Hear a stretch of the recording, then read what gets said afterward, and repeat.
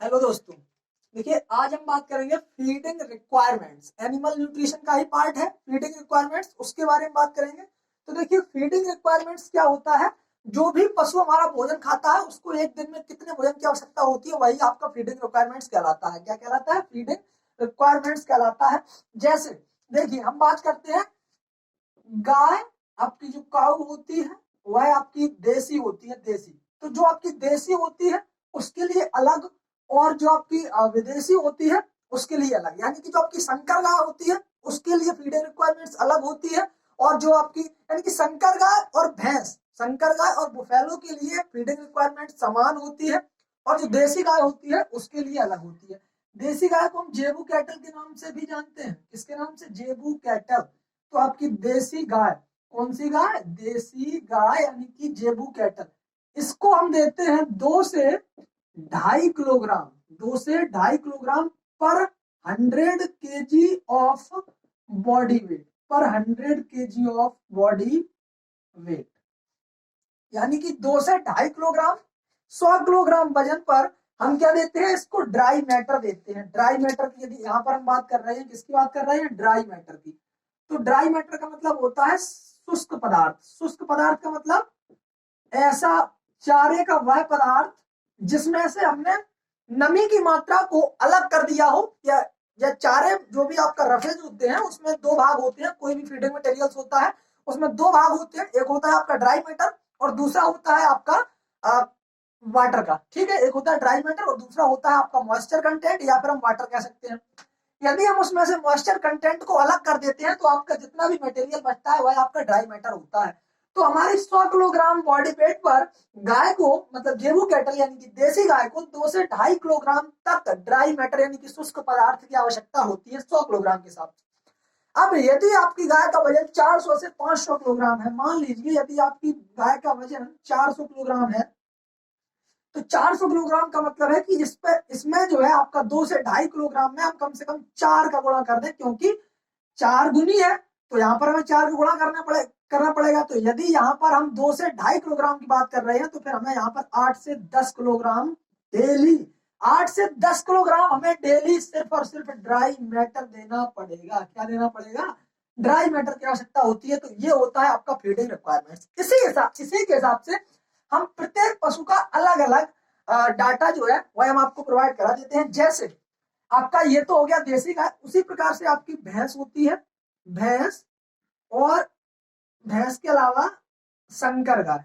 भैंस और भैंस के अलावा संकर गाय, इसे हम कहते हैं exotic, exotic cattle, exotic cattle. ठीक है, संकर गाय को हम इंग्लिश में कहते हैं एग्जॉटिक कैटल। तो जो आपकी एग्जॉटिक कैटल होती है इसको, या भैंस को, भैंस यानी कि बुफेलो, और आपकी एग्जॉटिक कैटल को हम कितना देते हैं? इसको हम 2.5 से 3 किलोग्राम, 2.5 से 3, 2.5 से 3 किलोग्राम, 3 किलोग्राम पर 100 kg ऑफ बॉडी वेट, पर 100 kg ऑफ बॉडी वेट के हिसाब से दिया जाता है। ठीक है, 2.5 से 3 किलोग्राम पर 100 kg ऑफ बॉडी वेट। यानी कि भैंस का वजन यदि 500 किलोग्राम है, कितना है?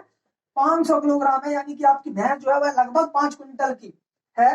तो उसको हम क्या करेंगे? 2.5 से 3 किलोग्राम 100 वजन के हिसाब से है ना, तो इसमें हम गुणा कर देंगे 5 का। कितने का? 5 का। तो यही आपका 12.5 से 15 किलोग्राम आपको देना पड़ेगा ड्राई मैटर। क्या देना पड़ेगा? ड्राई मैटर की आवश्यकता होती है। तो डायरेक्टली सीधा सीधा क्वेश्चन आता है। क्या क्वेश्चन आता है?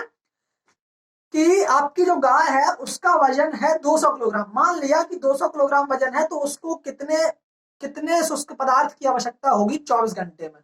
तो वहां पर जो है आपका ऑप्शन हो सकता है कि आपका 5 किलोग्राम भी हो, और आपका 8 किलोग्राम भी हो, 7 किलोग्राम भी हो, और आपका 3 किलोग्राम भी हो। तो देखिए यहाँ पर 2 किलोग्राम है। कितना है? 200 किलोग्राम। 200 किलोग्राम का मतलब है जस्ट डबल देना है हमें। तो यहाँ पे देखिए 2.5 किलोग्राम है ना, 2.5 किलोग्राम 100 किलोग्राम के हिसाब से। इसी प्रकार यहाँ पे 200 किलोग्राम की यदि गाय होगी तो हम 5 किलोग्राम जो है उसको ड्राई मैटर देंगे। तो ये जो है कैलकुलेशन वहां पर आपको करनी पड़ेगी। हो सकता है कि 200 ना 300 पूछ ले, या हो सकता है कि 100 किलोग्राम वाला ही पूछ ले, डायरेक्टली आपसे पूछ ले। तो ये कैलकुलेशन आपको थोड़ी सी ध्यान में रखनी पड़ेगी। ठीक है, इतनी चीज आप समझ गए होंगे कि जो आपकी देसी गाय होती है उसको हम 2 से 2.5 किलोग्राम ड्राई मैटर देते हैं पर 100 kg ऑफ बॉडी वेट, और जो आपकी संकर गाय या फिर आपकी जो भैंस होती है उसको हम, जो आपकी एक्सोटिक ब्रीड होती है उसको हम 2.5 से 3 किलोग्राम पर 100 kg ऑफ बॉडी वेट के हिसाब से देते हैं क्या, ड्राई मैटर। ठीक है, अब देखिए इसके बाद गाय को 1 किलोग्राम दूध उत्पन्न करने के लिए, गाय को 1 किलोग्राम दूध उत्पन्न करने के लिए, गाय को 1 किलोग्राम दूध उत्पन्न करने के लिए लगभग 0.32, कितना 0.32 किलोग्राम टीडीएन की आवश्यकता होती है। किसकी आवश्यकता होती है, टीडीएन की। टीडीएन का मतलब होता है टोटल डाइजेस्टिबल न्यूट्रिएंट, जितना हमने उसको न्यूट्रिएंट दिया है उसका कितना भाग जो है आपका डाइजेस्टेबल हो गया है। तो जितना भी आपका डाइजेस्टेबल न्यूट्रिएंट होता है उसमें से इतना भाग की आवश्यकता होती है आपकी किसकी, मिल्क, 1 किलोग्राम मिल्क बनाने के लिए। ठीक है, ये क्लियर। अब देखिए बात करते हैं एक एक प्रकार के राशन की, और राशन जो भी आपका क्या दिया जाता है उसके बारे में। जैसे आपका आता है मेंटेनेंस राशन। मेंटेनेंस राशन की परिभाषा हमने आपको सभी इसके बारे में जानकारी दे दी थी। यहाँ पर हम सीधी सीधी बात करेंगे कि जो आपकी गाय होती है उसके लिए रफेज और कंसंट्रेट की। तो जो आपका रफेज मतलब चारा जो है, वह जो आपकी देसी गाय होगी उसके लिए जो रफेज होगा वह हमें कितना देना पड़ेगा, 4 किलोग्राम। कितना देना पड़ेगा, 4 किलोग्राम। और जो आपका कंसंट्रेट होगा वह आपका 1 किलोग्राम देना पड़ेगा। कितना देना पड़ेगा, 1 किलोग्राम। ठीक है, अब देखिए यहीं पर यदि हम बात करें बुफेलो की या भैंस की और या फिर संकर गाय, यहीं पर हम संकर गाय, तो जब हम बुफेलो या फिर हम संकर गाय की बात करते हैं तो यहीं पर जो है आपकी रफेज की मात्रा 4 से 6 किलोग्राम हो जाती है। कितनी हो जाती है, 4 से 6 किलोग्राम। और कंसंट्रेट की मात्रा 2 किलोग्राम हो जाती है।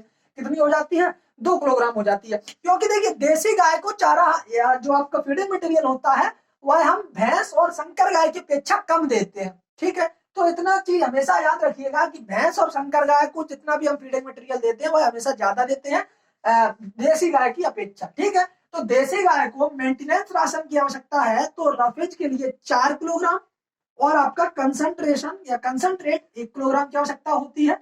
जबकि आपकी भैंस और संकर गाय के लिए 4 से 6 किलोग्राम कंसंट्रेट रफेज और 2 किलोग्राम तक कंसंट्रेट की आवश्यकता होती है। डायरेक्टली क्वेश्चन पूछ लिया जाता है कि भैंस को निर्वाह राशन की आवश्यकता होती है, भैंस को निर्वाह राशन में कितना चारा दिया जाना चाहिए निर्वाह राशन के अनुसार। तो निर्वाह राशन के अनुसार भैंस को कितना चारा दिया जाना चाहिए, कितना रफेज दिया जाना चाहिए, 4 से 6 किलोग्राम। ठीक है, और इसके जब हम क्विज करवाएंगे तो हम इसी प्रकार से आपको वहां पर क्वेश्चन देंगे। ठीक है, तो यदि आप क्विज करना चाहते हैं तो हमारे चैनल को ज्वाइन कर लें। टेलीग्राम चैनल का नाम है स्टडी विद टैलेंटेड बॉय। और आप किसी भी क्वेरी से यदि रिलेटेड कोई भी आपको क्वेरी होती है, कोई भी दिक्कत होती है तो हमें डायरेक्टली इन्फॉर्म करके पूछ सकते हैं और कमेंट के माध्यम से डायरेक्टली हम उसका आपको सॉल्यूशन दे सकते हैं। ठीक है, ये तो हो गया आपका मेंटेनेंस। उसके बाद बात करते हैं प्रोडक्शन राशन की। तो देखिए प्रोडक्शन राशन में क्या होता है, प्रोडक्शन राशन। देखिए प्रोडक्शन राशन में प्रोडक्शन, अब देखिए प्रोडक्शन में हमने आपको बताया था कई अलग अलग प्रकार के प्रोडक्शन होते हैं। जैसे आपका 400 ग्राम पर केजी ऑफ मिल्क। ठीक है, किसको दिया जाता है, जो आपकी गाय होती है, कौन सी गाय, देसी गाय। कौन सी गाय, देसी गाय को, और आपकी यहाँ पर हम लिख देते हैं भैंस। ठीक है, या फिर संकर गाय या फिर विदेशी गाय, संकर गाय या फिर विदेशी गाय। ठीक है, तो देखिए यदि कितना कंसंट्रेट की मात्रा देसी गाय को 400 ग्राम पर केजी ऑफ मिल्क। ठीक है, और यहीं पर यदि हम भैंस और गाय की बात करें तो 500 ग्राम पर केजी ऑफ मिल्क दिया जाता है। ठीक है, यानी कि जो आपकी देसी गाय होती है उसको 400 ग्राम पर केजी ऑफ मिल्क, यानी कि 1 किलोग्राम मिल्क पर 1 किलोग्राम दूध पर 400 किलोग्राम दाना दिया जाता है। किसकी बात हो रही है यहाँ पर, दाने की, किसकी, कंसंट्रेट की बात हो रही है, कंसंट्रेट दिया जाता है। ठीक है, और जो आपकी भैंस होती है उसको हम 500 ग्राम पर केजी ऑफ मिल्क कंसंट्रेट देते हैं। कितना देते हैं, 500 ग्राम पर केजी ऑफ मिल्क। जैसे इसी को यदि हम रिलेट करें, जैसे आपका मान लीजिए कि आपकी जो भैंस है वह कितना दूध दे रही है, वह कितना लगभग 8 लीटर दूध दे रही है पर डे। 8 लीटर दूध दे रही है, तो 8 लीटर दूध का मतलब हुआ 4 किलोग्राम उसको कंसंट्रेट हमें देना पड़ेगा। कितना देना पड़ेगा? 4 किलोग्राम कंसंट्रेट कह लें या दाना कह लें। तो इसी के हिसाब से आपसे क्वेश्चन पूछा जाएगा कि हमारे आपके पास जो भैंस है वह लगभग 12 लीटर दूध पर डे के हिसाब से देती है, तो वहां पर हमें कितना देना पड़ेगा? तो उसका आधा कर दीजिए, तो यहाँ पर आ जाएगा आधे का मतलब है 6 किलोग्राम दाना हमें देना पड़ेगा। ठीक है, चाहे वह भैंस हो चाहे वह संकर गाय हो। ठीक है, अब देखिए प्रेगनेंसी राशन, बात करते हैं प्रेगनेंसी राशन की। ये तो था आपका प्रोडक्शन राशन। प्रेगनेंसी राशन की यदि हम बात करें तो प्रेगनेंसी राशन जो होता है आपका वह क्या होता है, इसके बारे में बात कर लेते हैं। जो आपका प्रेगनेंसी राशन होता है उसमें हम देसी गाय को 1.25 केजी 1.25 केजी कंसंट्रेट देते हैं। कितना देते हैं? 1.25 केजी कंसंट्रेट। और भैंस को हम देते हैं 1.75 केजी कंसंट्रेट देते हैं। कितना देते हैं? 1.75 केजी, यानी कि 2.25 किलोग्राम आपका कंसंट्रेट यानी कि दाना देते हैं।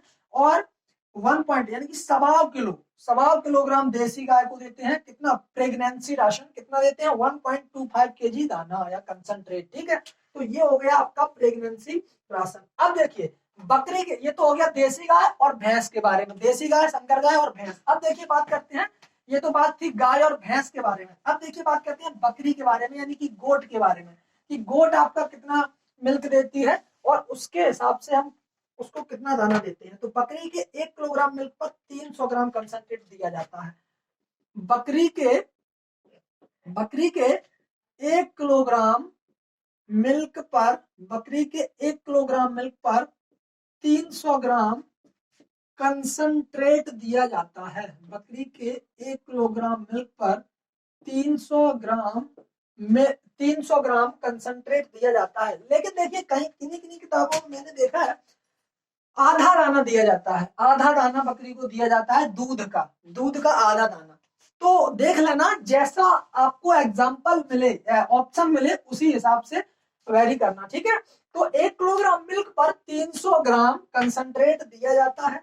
अब कुल राशन की यदि हम बात करें, बकरी के कुल राशन की, बकरी को 24 घंटे में कितना दाना कितना राशन दिया जाना चाहिए? तो बकरी को 3.5 से 5 किलोग्राम तक, बकरी को 3.5 से 5 किलोग्राम तक राशन, 5 किलोग्राम तक राशन, एक दिन का राशन 350 से 5 किलोग्राम, 3.5 से 5 किलोग्राम तक राशन दिया जाता है। किसको? बकरी को। किसको दिया जाता है? गोट को दिया जाता है। ठीक है, अब देखिए बात करते हैं भेड़ के बारे में। किसके बारे में?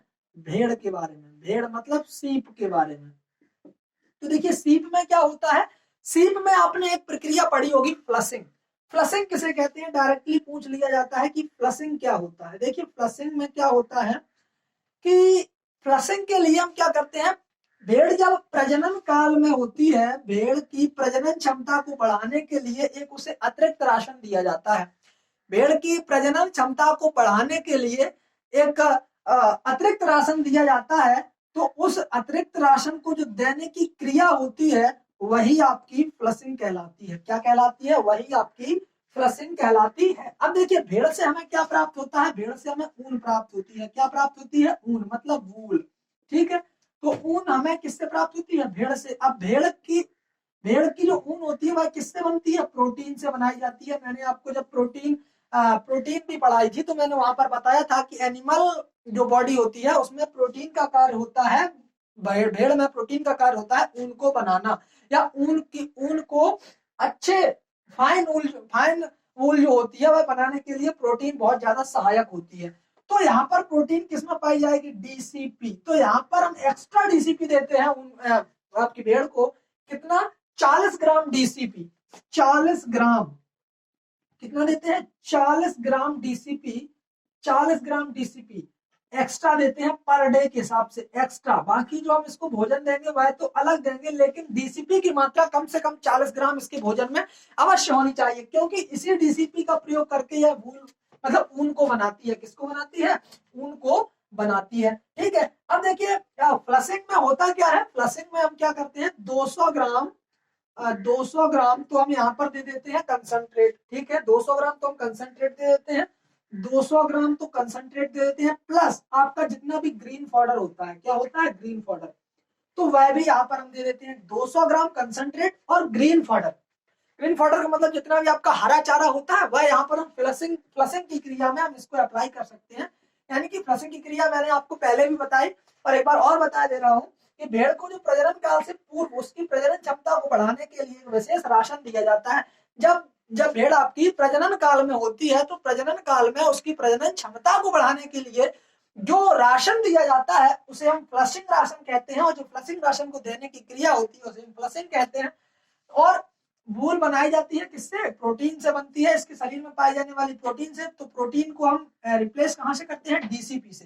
तो डीसीपी को दिया जाता है मतलब डाइजेस्टेबल क्रूड प्रोटीन। मैंने आपको पिछले वीडियोस में बताया है इसका पूरा नाम, और इससे रिलेटेड जो भी चीजें थी वो हमने आपको पहले पिछले वीडियो में बता दी है। डीसीपी डीसीपी का मतलब होता है डाइजेस्टेबल क्रूड प्रोटीन, यानी कि किसी भी भोजन में पाई जाने वाली प्रोटीन की कुल मात्रा डीसीपी कहलाती है। तो ये जो डीसीपी है इसका प्रयोग करके भेड़ जो होती है वह ऊन बनाती है, और ऊन का जो प्रोडक्शन हमें देती है उसके लिए हमें पर डे भेड़ को 40 ग्राम डीसीपी पर डे की आवश्यकता होती है। इतना हमें डीसीपी डेली इसको देना चाहिए।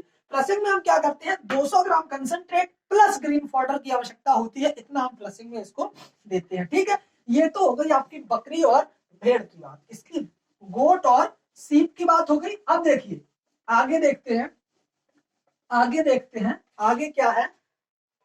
आगे देखिए आपका आता है पिग, जिसे हम कहते हैं सुअर। क्या कहते हैं, सुअर।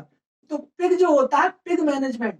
पिग में क्या होता है, एक होती है आपकी पिगलेट। क्या होती है, पिगलेट होती है। पिगलेट का मतलब होता है पशु, जो आपका सुअर होता है, सुअर के जो नवजात बच्चे होते हैं, सुअर के जो नवजात बच्चे होते हैं उनको हम कहते हैं पिगलेट। क्या कहते हैं, पिगलेट कहते हैं। जो सुअर के नवजात बच्चे होते हैं उनको हम कहते हैं पिगलेट।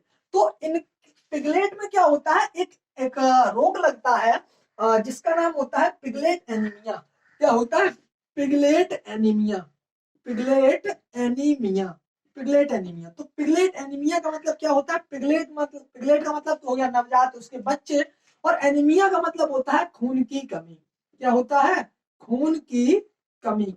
तो जब खून की कमी किसमें, जो आपके नवजात बच्चे होते हैं उनमें जो खून की कमी हो जाती है तो उसकी हम पूर्ति करने के लिए हम क्या करते हैं, जो भी आपकी फीमेल होती है यानी कि जो नवजात बच्चों की जो माँ होती है वह उनको दूध पिलाती है। तो दूध पिलाने के समय हम क्या करते हैं, उसके जो अडर होते हैं यानी कि जो उसके टीट्स होते हैं मतलब उसके थन होते हैं, उसके थनों में हम क्या करते हैं फेरस सल्फेट।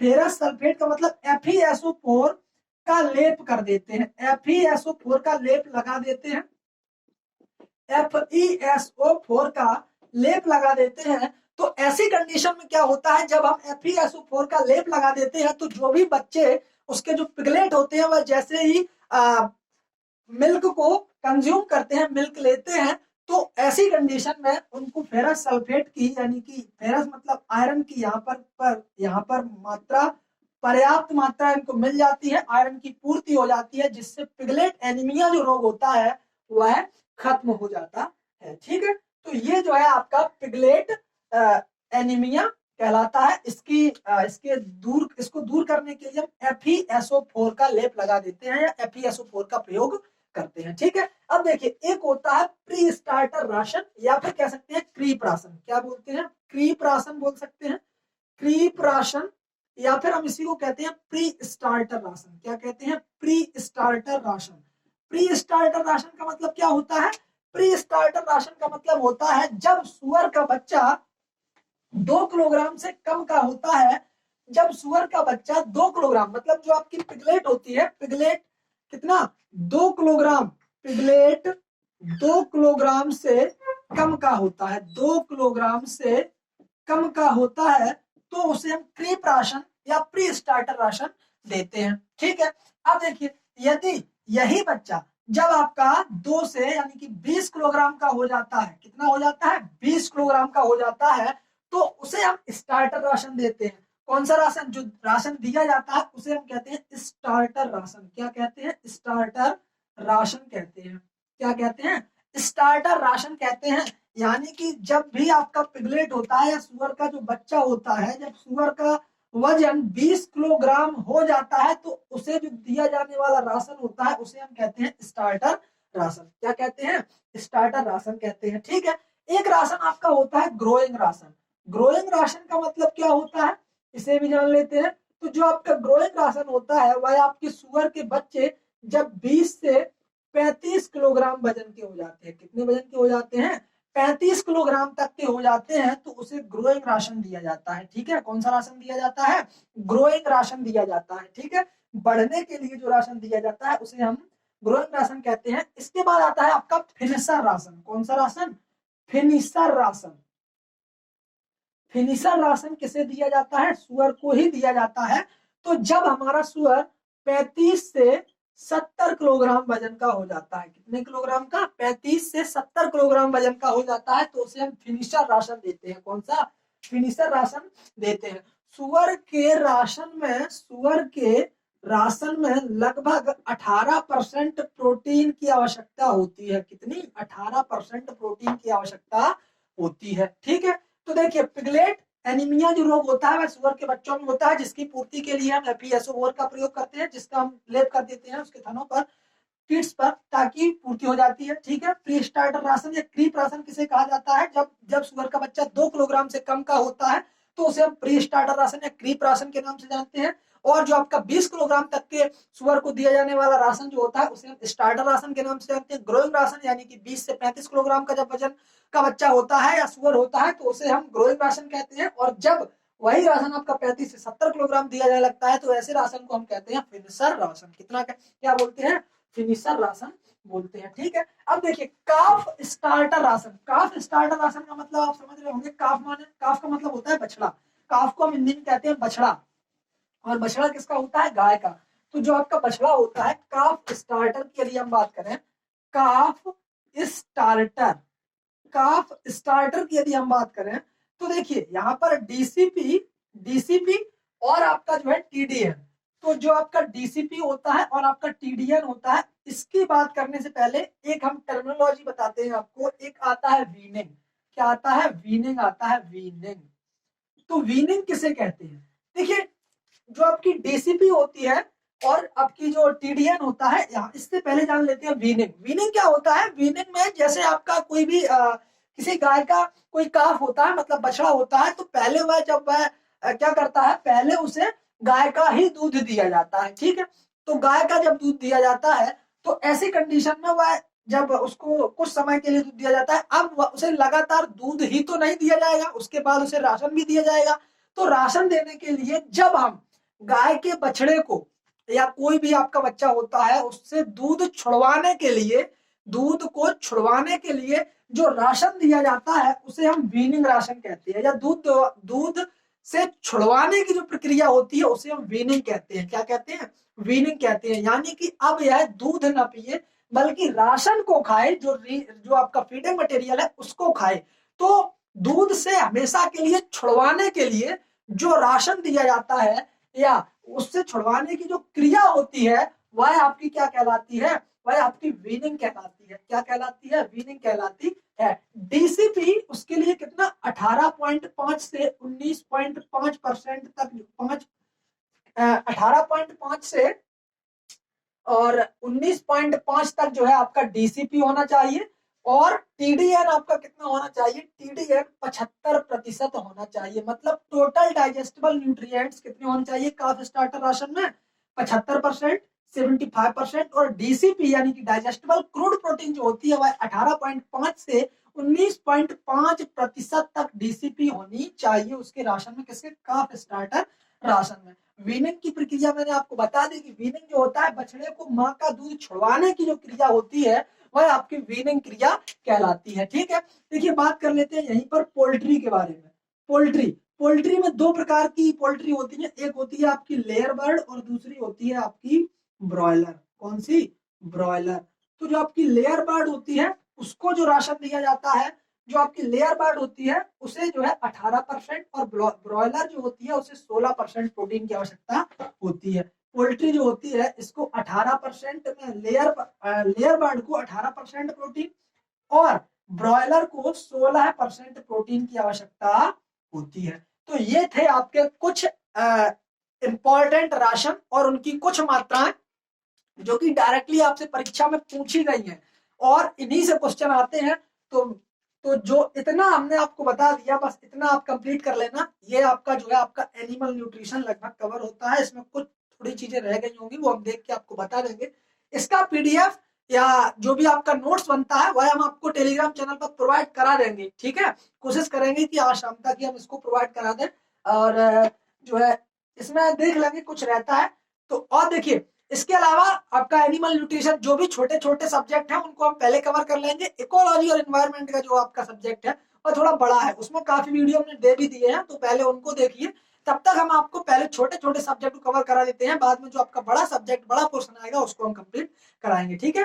तो आपसे आगे मिलते हैं अगले वीडियो में। यदि वीडियो अच्छा लगा हो तो वीडियो को लाइक कमेंट शेयर अवश्य करें। आगे मिलते हैं अगले वीडियो में, तब तक के लिए जय हिंद, जय भारत।